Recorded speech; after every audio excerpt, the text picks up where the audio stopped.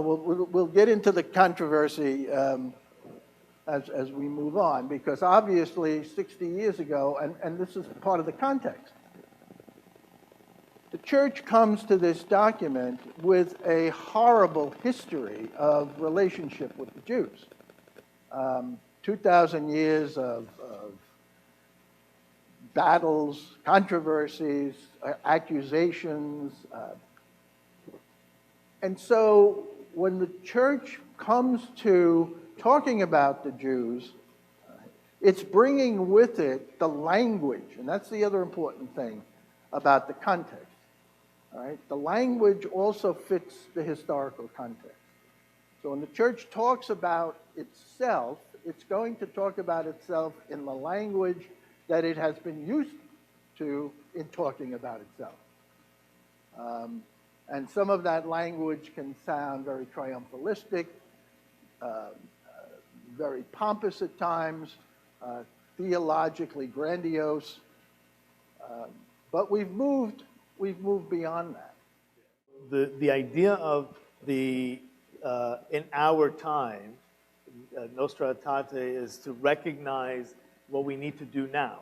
And a lot of times, yes, we have a religious vision, a theological vision, but then there's the realpolitik, on the ground. What do you do? So this was a big step already, just to have this council and to talk about the relationship with Judaism and other faiths, but especially Judaism. In the Bible, when it talks about slavery, it talks about slavery, but when it talks about it, it already is in the context of trying to eradicate it somehow. But it can't eradicate it in one day, so what it does, it brings a limitation to it. It says if you have a slave, it's a Hebrew slave, after 6 years, the 7th year, they go free. So it's at least put a time limit and put a social context,